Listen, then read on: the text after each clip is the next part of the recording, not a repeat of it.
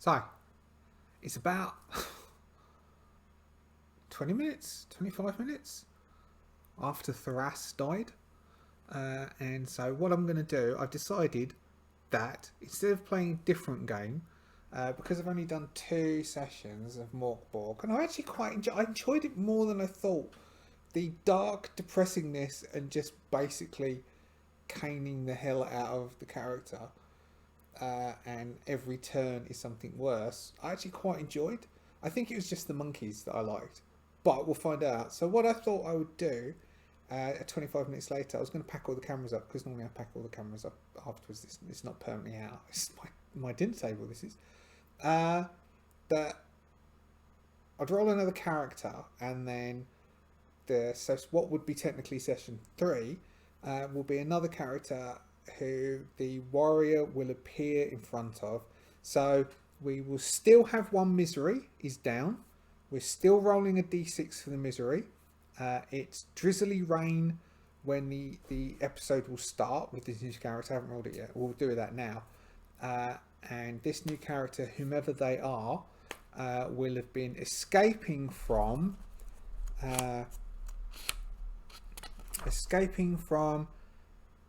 what was it called? Galgenbeck, the city of Galgenbeck, as it's on fire. So they will be slightly ash covered, but still have their stuff. They've just grabbed it on their way out. Maybe they ran into a tree or ran into something and were dazed, which is when they got the vision. And now they have this overwhelming urge to complete the task of collecting the firstborn goat and taking it where they need to take it. So what we will do now, it's basically so as I can start next time I play. Well, I should have a different jumper on. Start next time I play with the character I don't have to worry about rolling it up and then going into. We can dive straight into whatever, like the journey on the road, and start the journey on the road. So we will run through what we run through, and you can see my dice rolls. So 2d6 times 10 silver and a d4 food and water skin. So let's roll that all together. So we've got so what's that? So that would be 60 silver and 4 days food. So water skin, let's switch it back, do excuse, water skin, 4 days food, already better than Thras. Next we've got the d6 and then 2d12. How many d12 have I got here? I've got 2d12. I've got a purple and a green. So we're going to go purple green. So we have a 2. Nothing. Is that a 2? Nothing. Purple is a 10, which is a bomb again.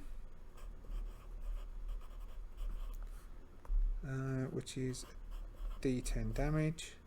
And green is a 3, which is a small but vicious dog. Nice. Small but vicious dog. It will be, so it has a d6 plus 2 hit points, a bite d4, only obeys you. Okay, so we've got small but vicious dog. Bubbles. Why did I say that? It's because it's a monkey, isn't it? Bubbles the dog. Does anyone remember that? Just me. I've just thrown the d6 across the room.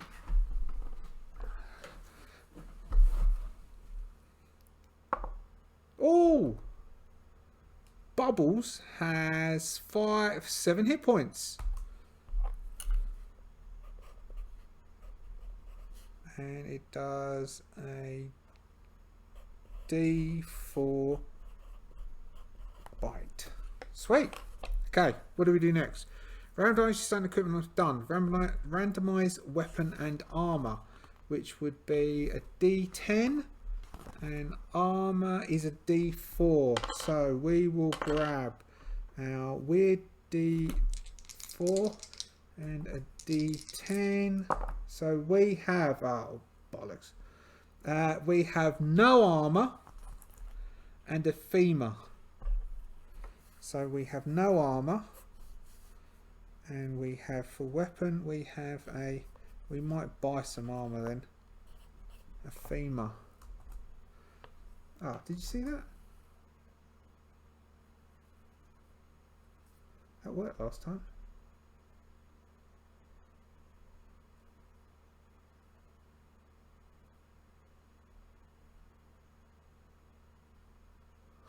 Sorry. Hey! No armor and a femur.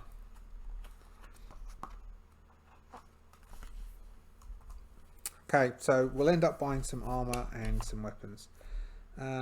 Roll your abilities, roll your hit points. Sweeties. So we have 3d6 using the table to the right to generate each ability. Players not created with the optional classes, I'm not, can roll 4d6 and drop the lowest for 2 of their abilities. Okay, so we're going to go for strength and toughness with the 4d6. So 1, 2, 3. So strength is 4d6. So strength, which gives, and drop the lowest, which gives us 6, 7, 8, 9, 10, 11. 11 gives us a 0. Wunderbar. Then we just have 3 for agility, which gives us an 8, which is a -1. Oh, it gets even better. Presence, oh, that's 3, which gives us 13 +1. Toughness, and drop the lowest, which gives us 7, 6, that's 9, which is a 0. Oh, so joyous. And then we've got hit points, which is toughness, which is a 0 plus a d8. Oh, let's use this d8. Let's use a green d8, which gives us, wow, back to 3 max hit points. 3 hit points. Okay, wonderful. Now we have omens, which is what we got. So that's roll hit points done. Name your character wish, which we will roll somewhere for that. Where is it? It's at the front. Here we go. Which is a d6 and a d8. D8, d6. 4 and 6. Yes, so we've got 4 and 6. Nagul, N-A-G-L. Naggle. Naggle is 1 to 3 male, 4 to 6 is female. Nagil is female. I'll put an F to remind myself. So Nagil is female, and she is going to, no, we're not doing classes. Yes, you can still see me. We'll roll on tables. We'll do omens, which is on page 38, and then we'll do tables 39 to 43 to do the other stuff, which is all about how Nagal looks. 38 omens, which I didn't use. I could have saved probably Thoras. I only realised like 20, what did I say, 25 minutes, so it would have been 20 minutes ago. After 5 minutes I could have done that. Now, how much omens?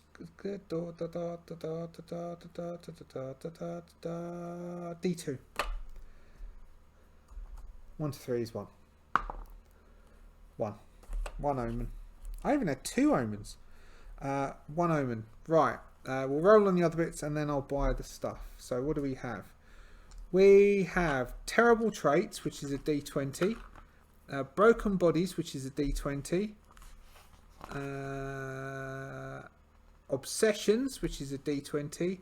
And troubling tales, which is a D20. So that is, how many D20s is this? So we will do I have 3 D20s here. So we are going to go orange, green, red. Orange first, green next, red finally. So we'll do it this way around so you can say. So we've got a 13, orange, a green is a 2, and a red is a 17. So what do we have? So the girl is 13, lazy. So she'll do the minimum possible to go and get this goat. 2, covered in, for some, blasphemous tattoos. She was the tattooed lady. That was her job in the city. She was the tattooed lady. She has, strength, agility, +1 presence. Yeah, alright. Low agility. She had the femur. And finally, we have 17. Stutter when lying.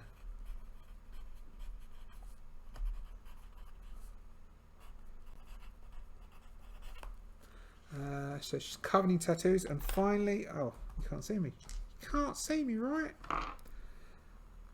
That's Caleb. Caleb had a tendency to play with toy cars in his fish tank because he thought his fish looked. 15 is cursed to share the nightmares of others. You sleep far, far away. So poor old Bobbles isn't going to get a lot of sleep at night.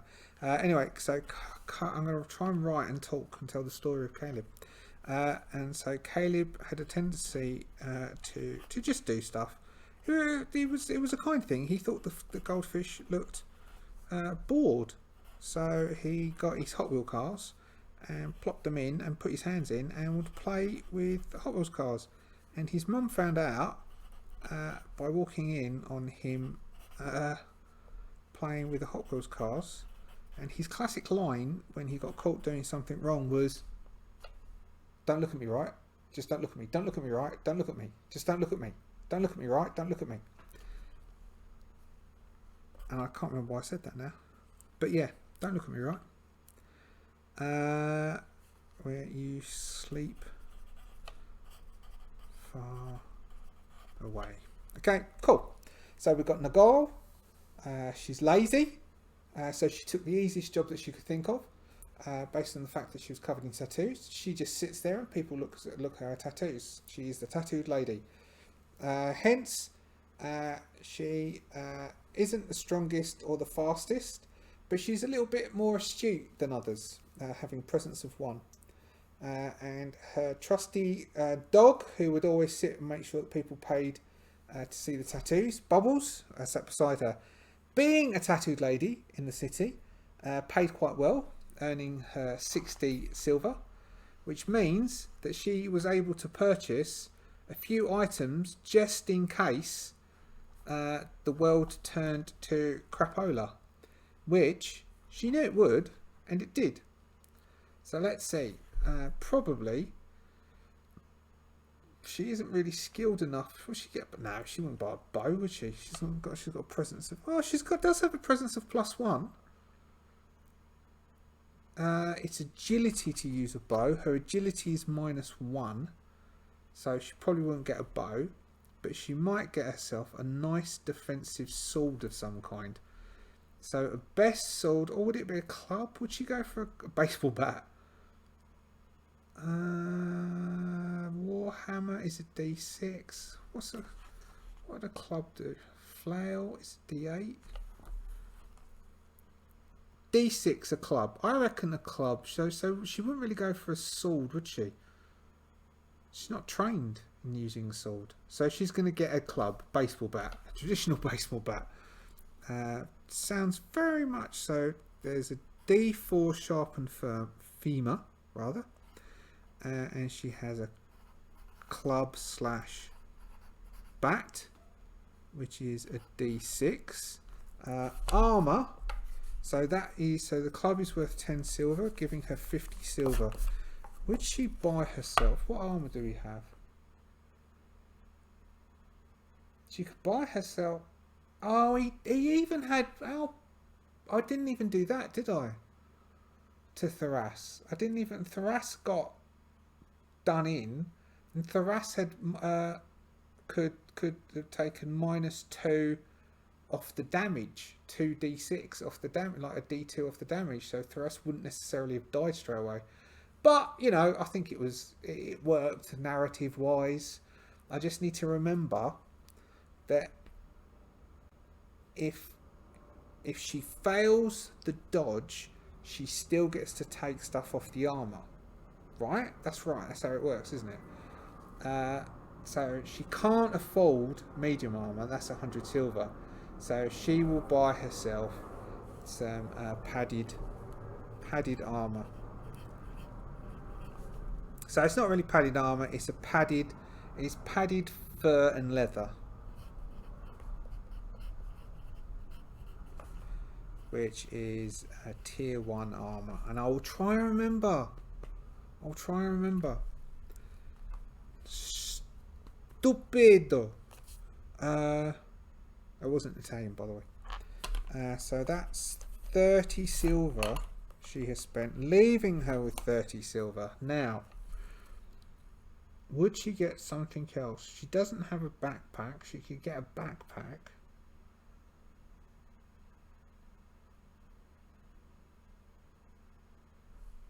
What would she find? What would she have run out with? I could try and use the omens. Let's try and use the, not omens, it's oracles. Let's try and see what, or if we can get some words out of these oracles. What can we get out of these oracles?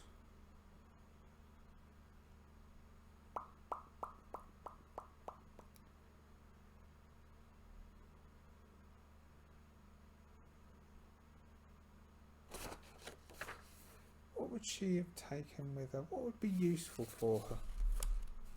I mean, if she gets a tinderbox to light fires, that's just gonna but she doesn't know what she's doing. She's just running from the city at the moment, isn't she? Alright, what have we got down here? What could she have bought? What could be her thing? A blanket. We could have grabbed a blanket on the way out. Not a mattress.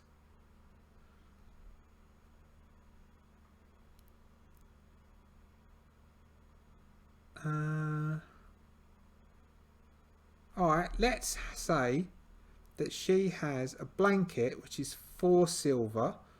What's worth 1 silver? Anything worth 1 silver? She can have... Why would she want chalk? But she'll have chalk. So she's got a blanket, some chalk.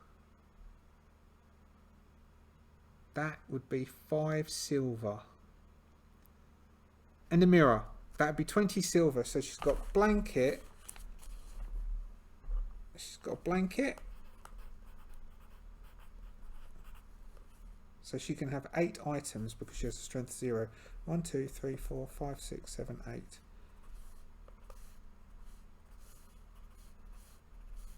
Alright, so she's, what did I say? Blanket, mirror, chalk.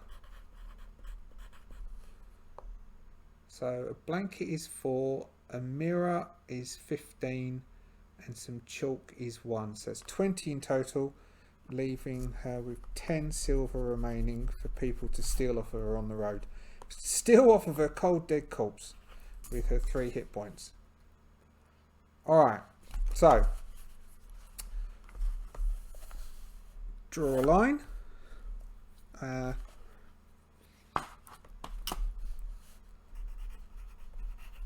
Nagel.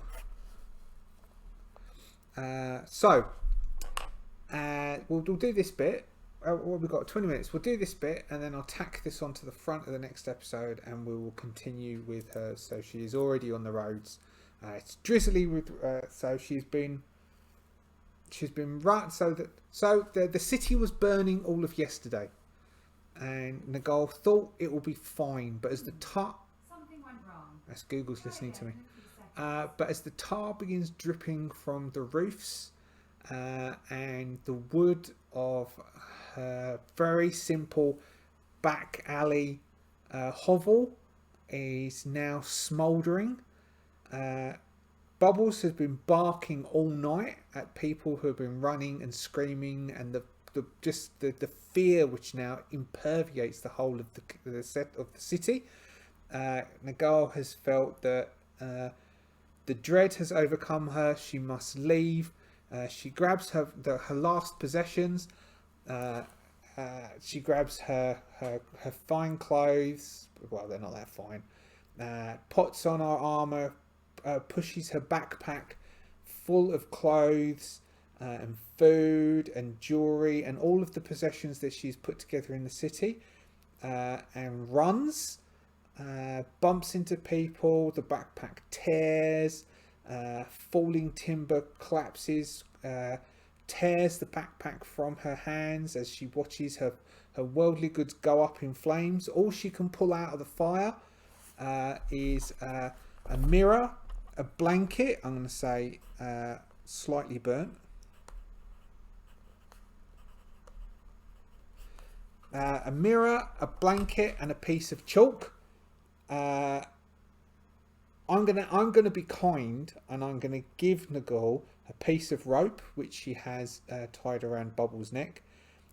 So Bubbles and Nagal run for their lives. She manages to grab a bat from a body that's lying on the floor, because before that she just had a femur dagger, which is still tucked into her waistband at her back.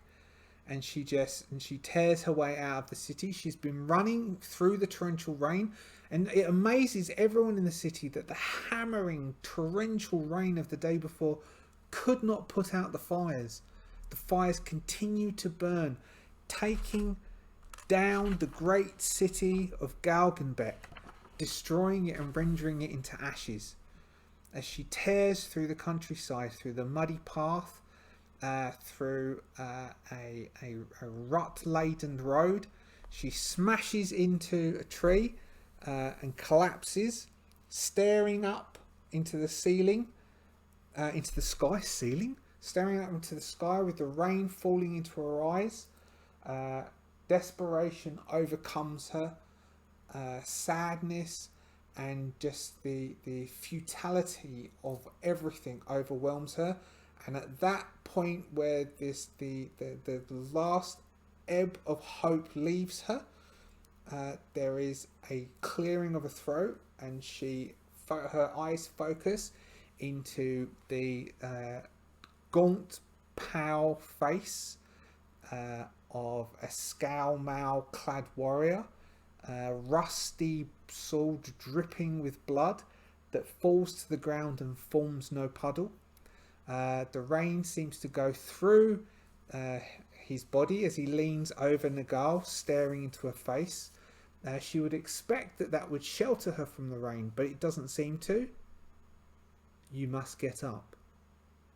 There is a quest you must complete. There are tasks you must do to hold back the prophecies. Only you can do this. Only you can collect the firstborn goat from the settlement outside of Graven Tosk.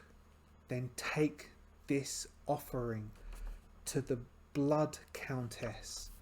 Take it to her and offer her the life and the warmth that the goat sustains. This will hold back the omens. This will hold back the words. This is your task.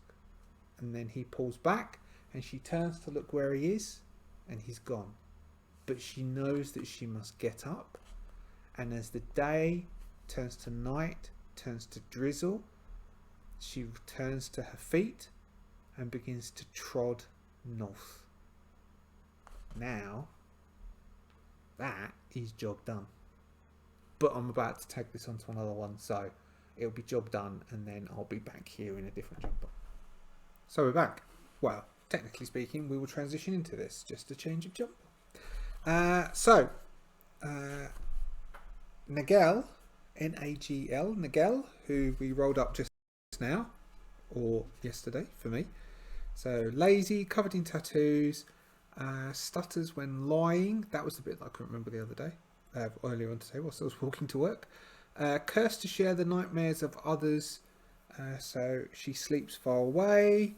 She's got a baseball bat. She was a tattooed lady because we've got the lazy because she just sits there and all her tattoos are looked at. She has her dog Bubbles. 1 omen, 0 strength, -1 agility. I'll have to remember that when I'm rolling. I have to remember the omen. +1 presence. She got out of the city. It was burning with a blanket, chalk and mirror. Bumped into a tree and is at the moment beginning her... is it a quest? I don't think it is a quest, is it? It has a different name than quest. I can't remember. But anyway, the spirit warrior, who will probably start to get really quite peeved with how ineffective these corporeal people are, has tasked Nagel with going off and getting the firstborn goat from the settlement and taking it to the Blood Countess. So off she goes in the spitting drizzle. We are in the trough track, so this is new terrain for us. Let's see. So we'll say we've camped, so as we start again with the new weather. We'll take one lot of food off of Nagel. Nagel? I'll have to... hold on. Let's Google it. How do you pronounce Nagel? You pronounce it Nagel. How do I...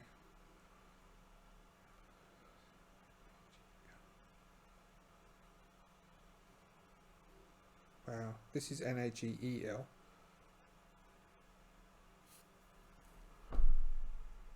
If it comes up. No? The following pronunciation is brought to you by pronouncenames.com. And Nagel. Okay, Nagel it is. So Nagel awakens, shares a day's ration with Bubbles, and looks out at the weather, which I think is a D12, isn't it? Weather, yes. Looks out at the weather. The spitting rain has turned into a chill wind, which as she comes out of the clearing where there's strange new looking bones in this clearing, as she leaves the clearing, as Nagel leaves the clearing, there's this piercing wind cuts through her furs and her leather, and is really chill. She will head off towards the north. She has enough supplies for now. Let's see if she finds a settlement, a 1 in 8 chance of a settlement. Nope, that was a 7. So no settlement appears. So she is travelling along the road, which changes into it still continues being this narrow wagon track for the rest of this day. So what do we have? We have piercing wind,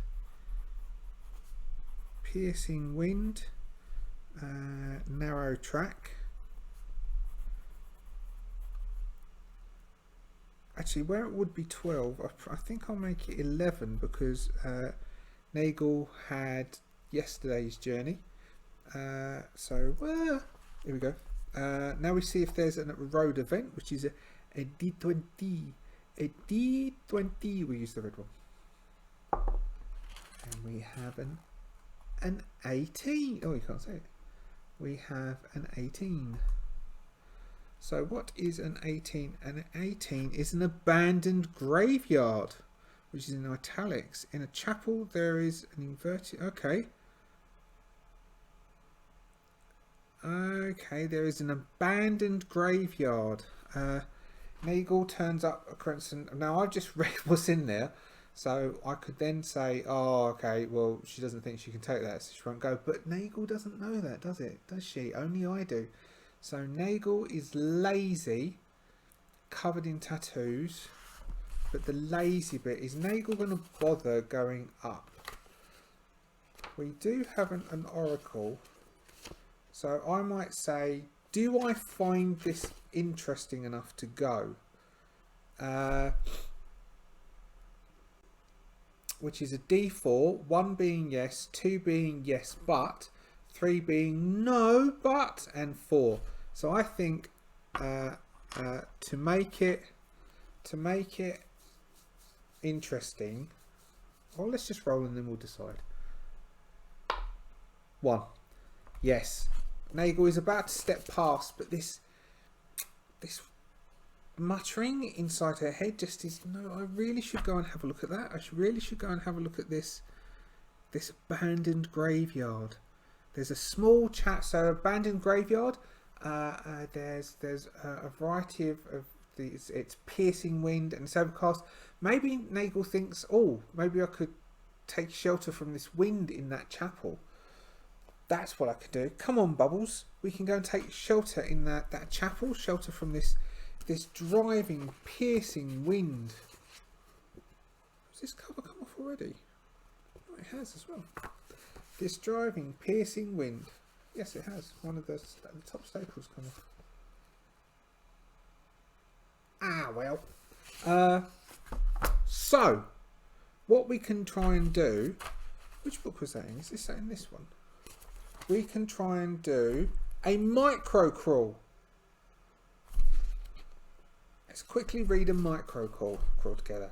There may be some situations where you need to pass through hostile terrain, but delving into a full-blown dungeon seems inappropriate. This would be it. This is where a linear micro crawl is a useful solution. For example, you have rolled a monastery on an overland travel. Use yes no to determine if the inhabitants are hostile. Obviously, you're not going to give it word birth, just what you're saying. Alternately, seeing da la la la. Ultimately, seeing if something happens by making just detour. To understand a micro, simply roll a d4, determine how many waypoints the micro crawl comprises. It comprises 3. I've got a special sheet for this. I've got a sheet for this. I do. A crawl sheet. No, that's a big crawl, not a micro crawl. I want a micro crawl sheet. Here we go, micro crawl sheet. So we have 3. 1, 2, 3. That's the bottom one. Next, use the dungeon descriptor oracles, excluding the room exits table, to determine each waypoint as they are encountered. Most room types should have an appropriate analog for your environment, be they outdoors or indoors. If the room type does not apply, then concentrate on the room oh god, I can say this word.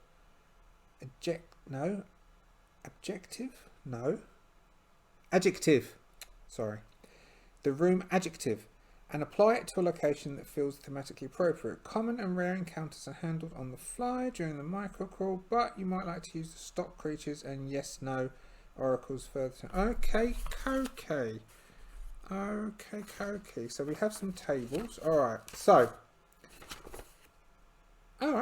so we'll do a micro crawl. We will call this, and so that 18 is gone, and I need to replace 18 with something else. But I'll do that after this. We'll do this first. We'll call this the abandoned graveyard outside outside Galgenbeck.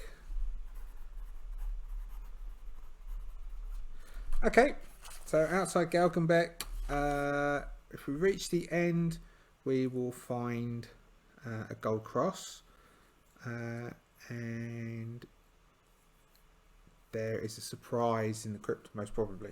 So we will have the crypt is the end. So we will have. I could draw it, couldn't I? Because that's what they do in the book. We will have. Let's draw a very quick mausoleum type building.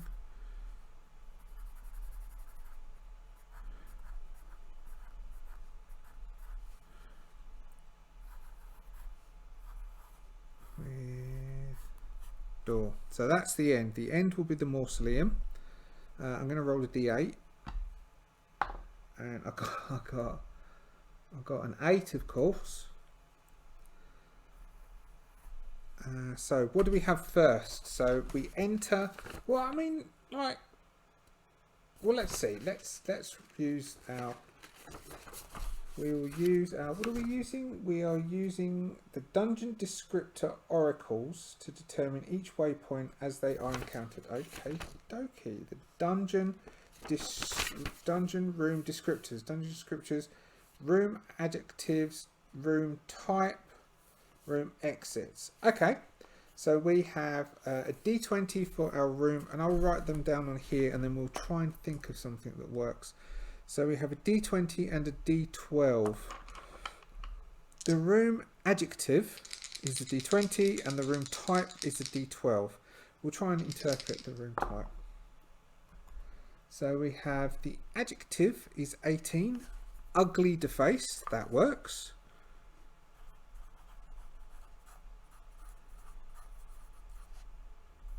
I mean, it is an abandoned graveyard, so lots of the tombstones have been cracked and are split and are broken, and there's end of the world graffiti scrawled on in a variety of languages that when Nagel reads them, it really hurts our eyes. And 4, which is the type, we've got store, kitchen, nest. Alright. So we're in a graveyard and the word is nest.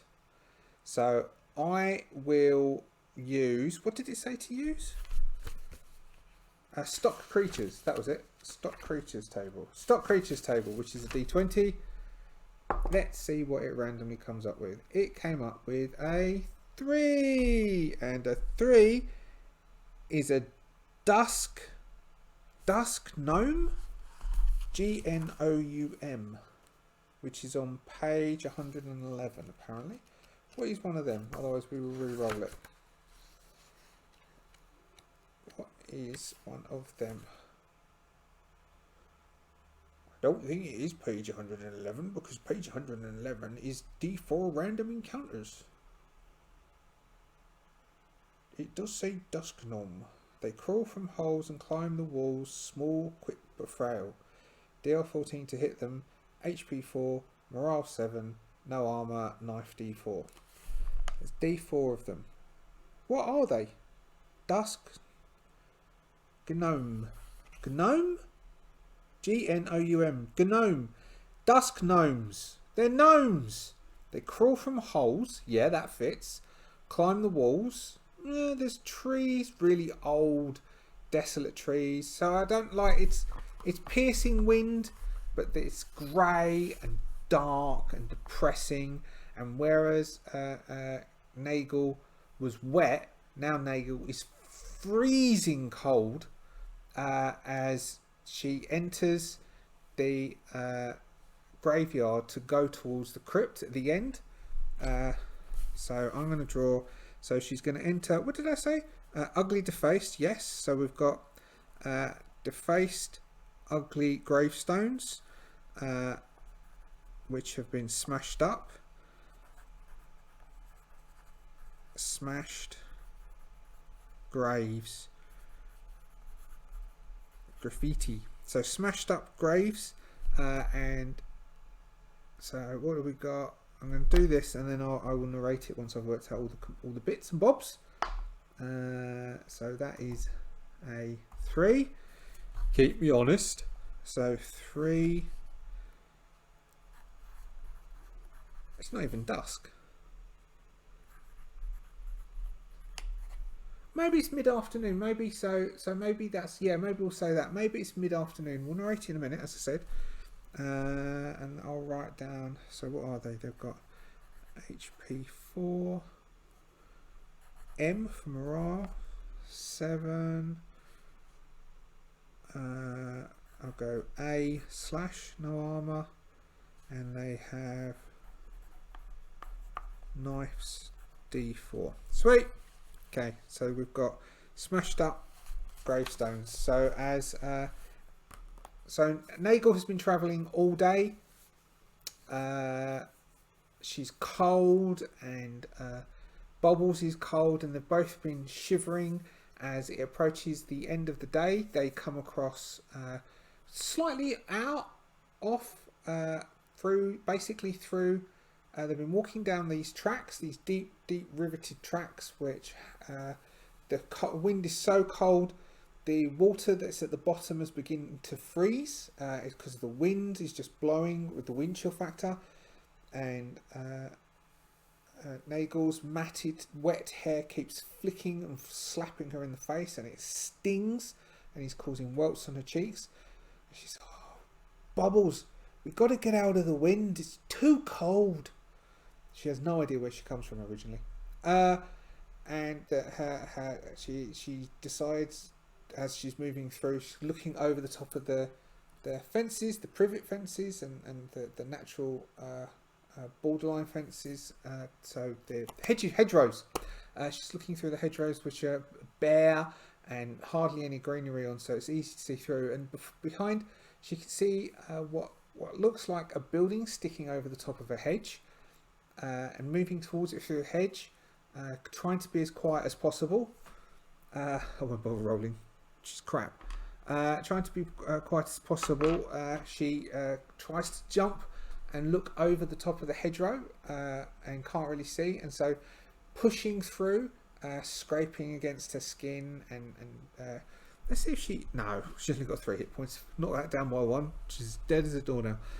She starts pushing way through the hedgerows to get into whatever this thing is, this building that she may be able to spend the night in, and sees that she's just stepped into a reasonably mid-sized graveyard, which obviously has been ill-kept because it's out off the way. Nobody has been here for ages. She can see that there is a gate over quite close to where she actually came through, but it's been so covered over with natural weeds and vines, the type of ones that grow in your back garden, and like you tear them up, and then 5 minutes later you tear them up, pull them out, put them in the green bag to take out to the recycling, and you turn around and they've just grown back, covered over the gate, and there's various different. The ground is all undulating, and she's like, Bubbles, we can go sleep in the crypt. Let's head that way. And as she steps in, chattering and talking to Bubbles, she can hear a strange sound, and it's a strange sort of earthy, loamy scraping sound. And as she turns, just next to her, out of the ground, pulling himself forwards, is a dusk gnome. Dun dun dun! Who would have expected that? Large, pointy ears.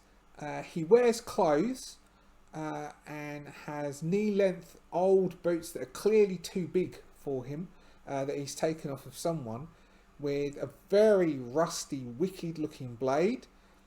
He grins with buckled teeth, like tombstones that have been knocked about too much, and says something to Nagel in a guttural language that Nagel has no idea what it is. But the language hurts her ears. It's a grating, unpleasant, unnatural language. She just looks at him, no idea. He gesticulates and says it again, as she can hear the noise come up from beside. And 2 other dusk gnomes, equally as bedraggled, but with wiry muscles like those heroin addict muscles. If you're a heroin addict, I do apologise. I'm not knocking your life choices. Come out of the from around. One comes around one tombstone, and the other one sort of pulls himself through some weeds, some tall waist-high weeds, and stands up. And the one in front, again with the guttural language, says something and gesticulates with the knife. So what I'll do is is that presence? Is presence the equivalent of intelligence? So she does have a +1 presence. So let's see if she can work out what it is he is doing. I know what he's doing. Do you know what he's doing? Let's see. What shall we say? Difficult? I mean, it wouldn't be difficult to work out. He's standing there gesticulating. So I'm going to give it a 14. She is a +1, which means that she needs to roll 13s, and we will interpret it. What shall we interpret it as? A foul is that she has no idea. A foul will be she completely misunderstands what it is he's saying. A weak hit will be she thinks she knows, and then we will roll. Their reaction based upon that, and a hit, she knows exactly what we're doing, and then we'll decide what it is.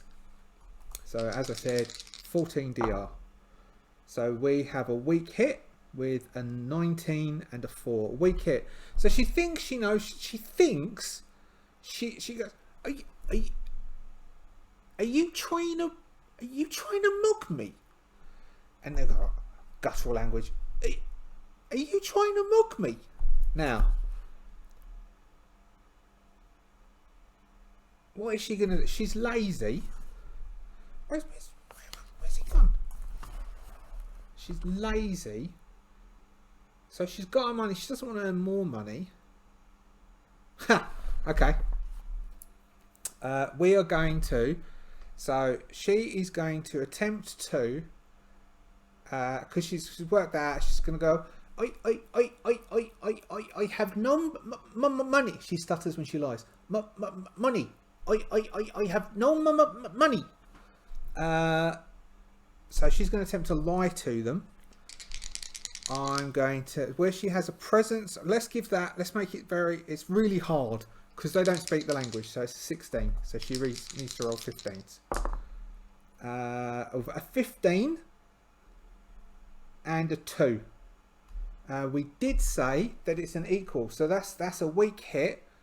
So I'm going to give it a 50-50. Oh no, let's do their morale. Let's make a morale roll.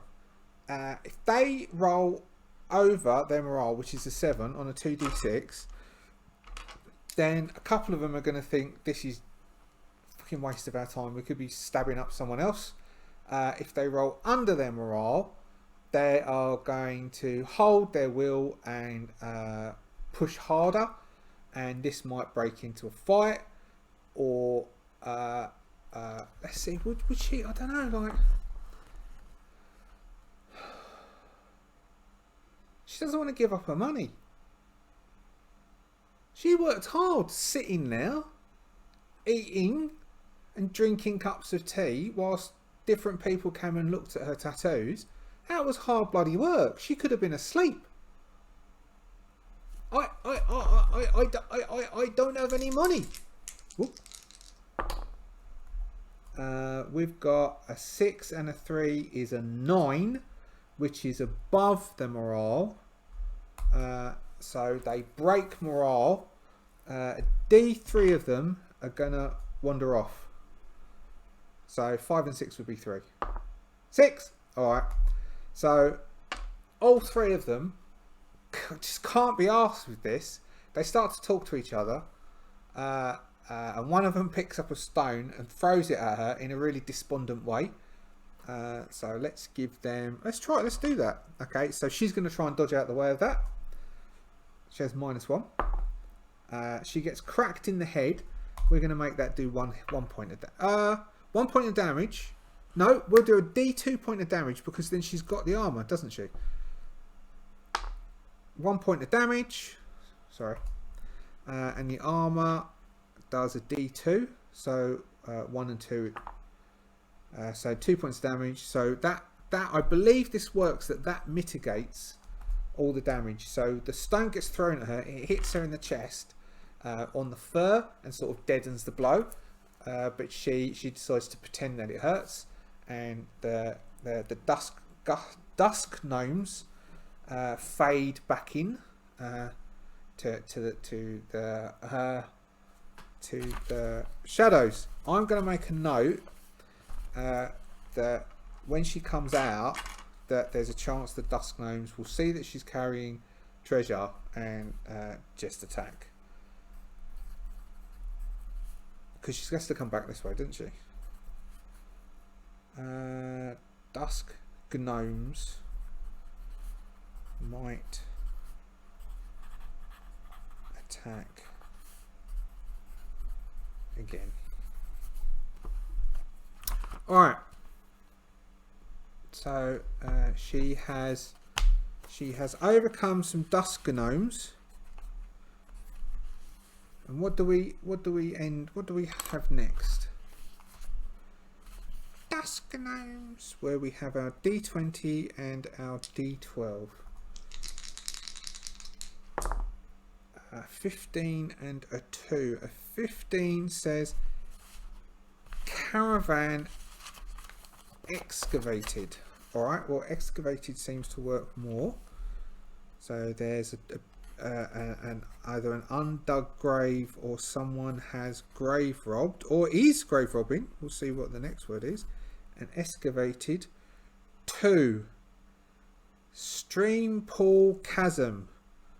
Stream pool. Pool, it's been raining, hasn't it? It's been raining. Pool, alright. Stream pool chasm. What do we got? So there's a thing for room contents, which is a D12. Let's see what's in this pool. 5. Something blocks your path. Wow. I think we'd already deduced that anyway.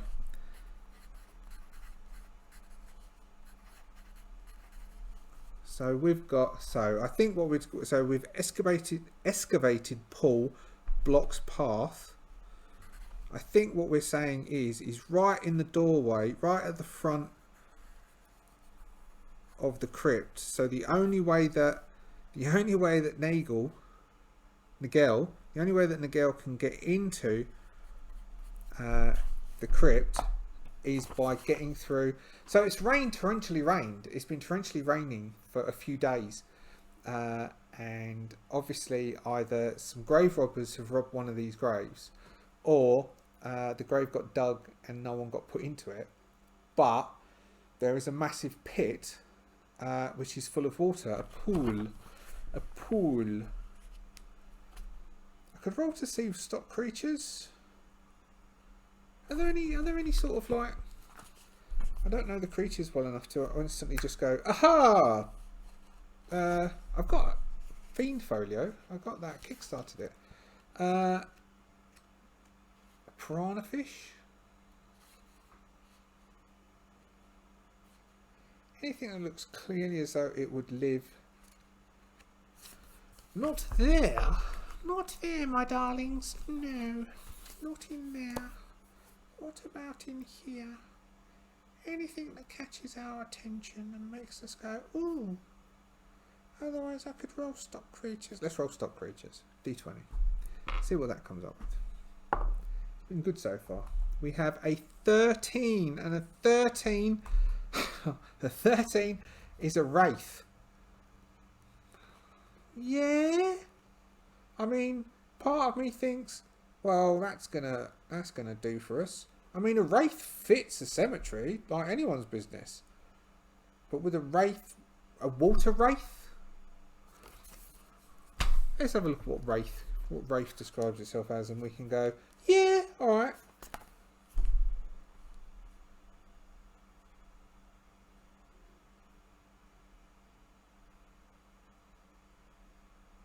I don't think a wraith would be sitting in a pool in a desolate. Nah. All right.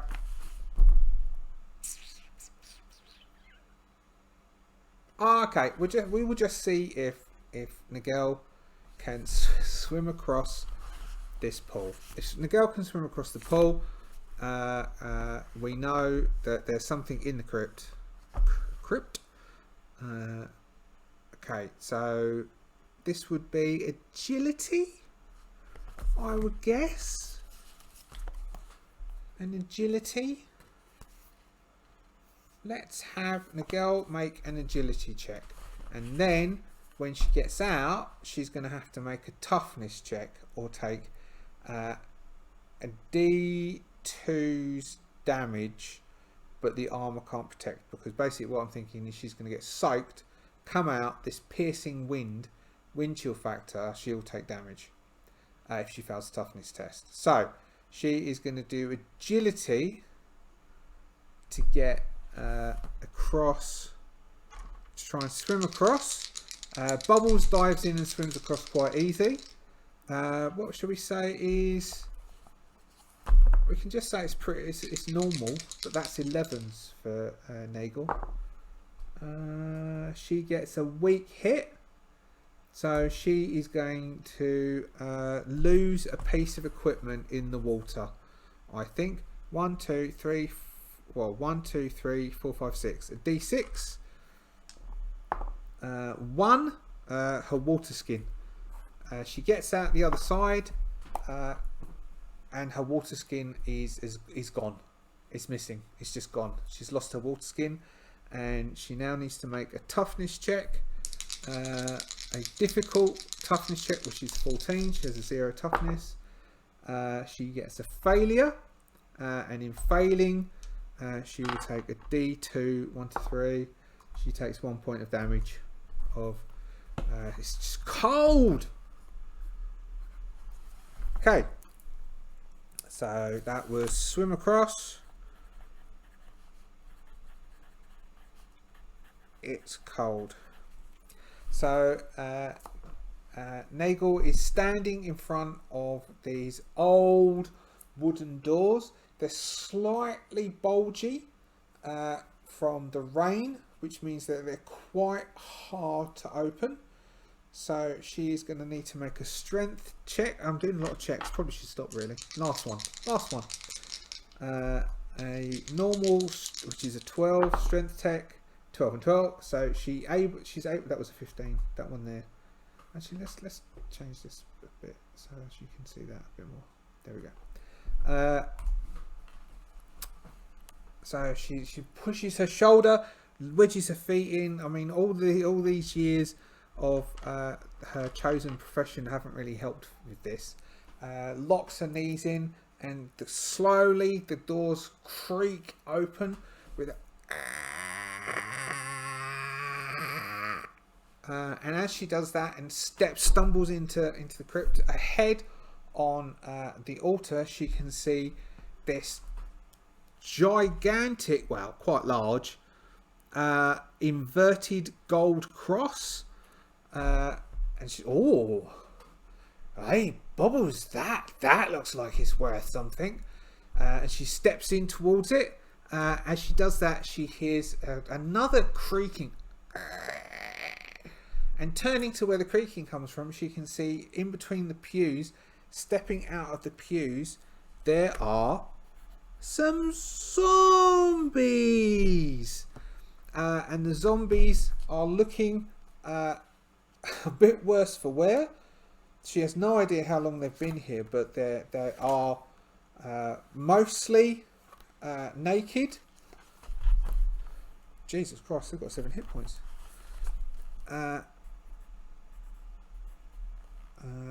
No morale. They have a minus D2 armor, and they do a D2 damage with special. Anyone bitten tests toughness D8 or dies within 2 days before rising a zombie. The only cure and vaccine is said to be found at the peak of the Pale Mountain within infinite limits. Okay. So if anyone bitten. So it's claws, bite. Anyone bitten. So we will say that any time that Nigel is hit or Bubbles, there's a 50-50 chance that it's a bite and not claws. So however I describe it, it's 50-50 bite or claws. Okay, but it's D2 damage. Oh, this might go for ages because they've got D2 damage. Oh no, because our Nigel has her club. Right, but she's going to get swamped quite quickly. So from this side, 5 zombies raise up from the pews and start to shamble towards her. From this side, 3 zombies step up and start to shamble towards her. Nigel, but that cross looks like it's worth some money, and she might be able to get some money off these corpses because they've been sitting here left all on their own for quite a long time. So she is going to heft her bat and say to Bubbles, attack! Alright, so I'm going to say we win initiative. So these are zombies. They're shambling out from there. There's 8 of them. There's 8 zombies. So we'll go 1, 2, 3, 4, 5, 6, 7, 8. They've all got 7 hit points. Okay, so Bubbles will steam forwards to the left-hand side, and the zombie that's the closest to the pew, Bubbles will jump onto one pew and jump onto the back of the other pew, and then basically go for the throat of this eye cord dripping, no nose, teeth exposed, mouldy, broken teeth exposed zombie. So that's what did we say?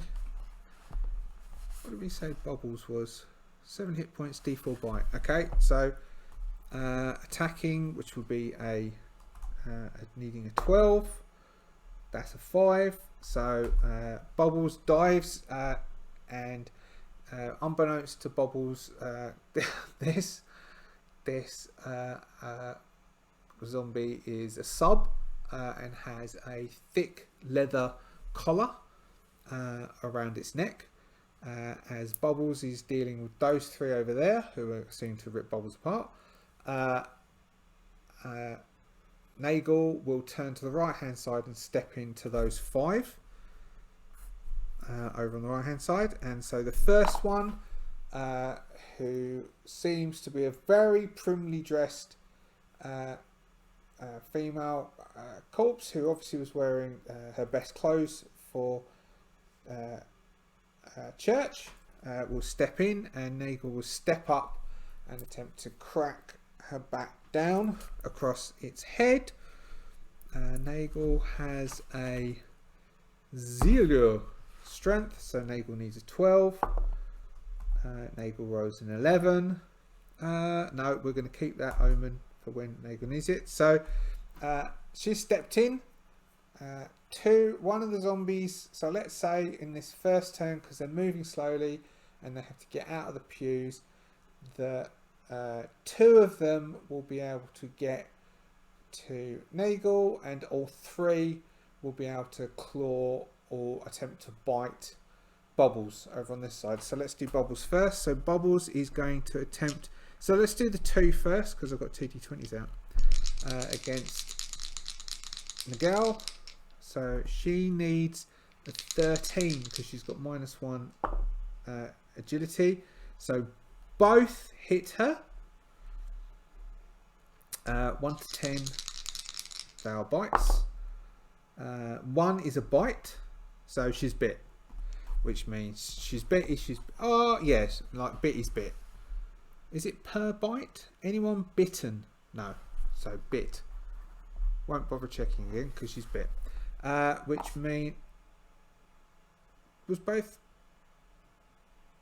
missed, didn't they? So I was in. She missed for both of them.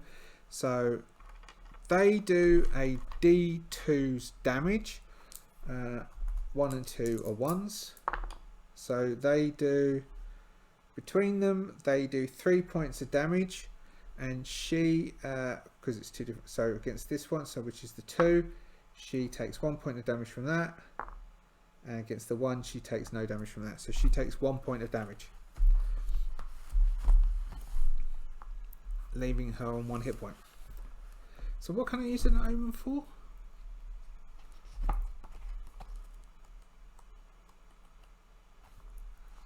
really thirsty all of a sudden.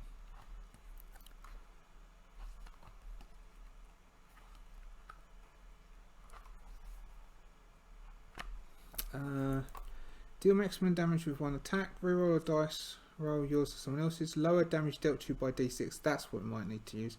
Neutralise a crit or a fumble. Lower 1 test DR by 4. Okay. So, next turn we would have 2 more zombies. So 2 more zombies would be able to get to Nigel. And all 3 can still get to... Oh no, this is... Now we've got to go to Bubbles, haven't we? Bubbles has 3 against Bubbles. Bubbles needs 12 to defend, which is... 1 gets through, which is a D2. Doing 1 point of damage against Bubbles. 1 point damage against, let's move that out of the way. Putting Bubbles on 6.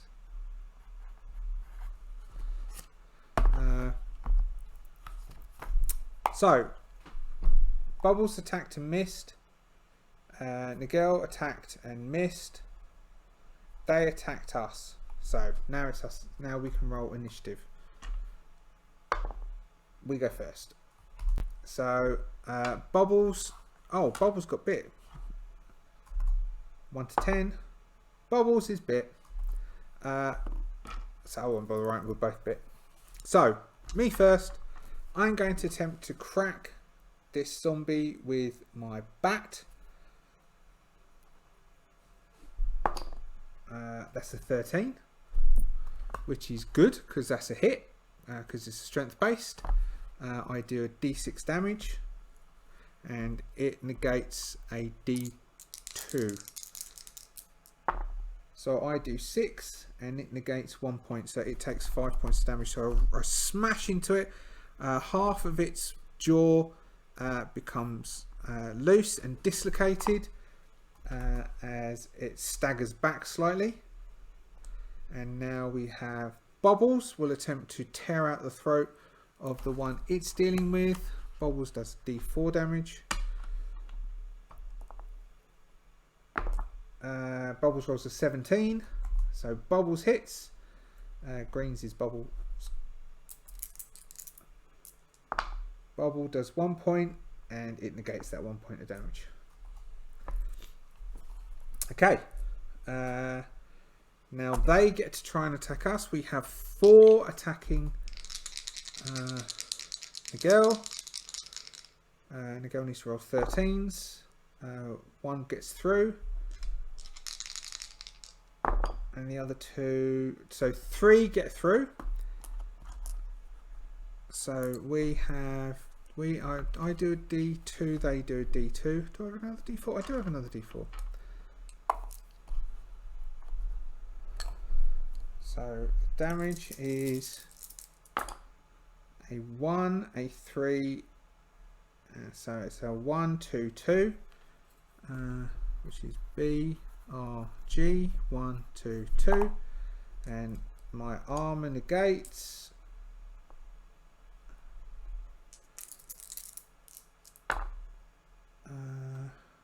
Black negates 1. No, it's a D2. Yes, that's 1. Red negates 1. Negates 1. So 2 points go through, which puts Miguel on -1. I just think this warrior is going to turn up again, and he's going to be really annoyed. And then we have the 3 attacking Bubbles. Bubbles needs 12 to defend. Bubbles rolled 2 1s. 2 1s on defense. PC takes double damage. Armor is reduced 1 tier. Okay. So that's 2 double damages.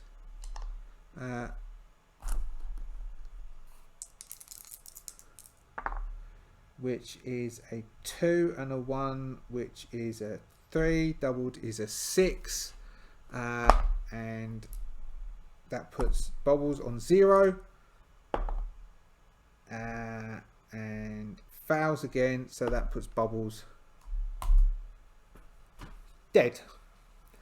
So Bubbles falls into the pew, and we see the 3 zombies in their torn and rotting Sunday best bow down into the pew, and we just see bits of fur being as one lifts his head to look over at the other side where there is a foot being chewed on. There's all fur around his face and all blood, and there, after the first session, ends the story of Nigel, who didn't even get to discover an Hamlet and have a lovely portion of the best pork cubes she'd have ever tasted before. Job done.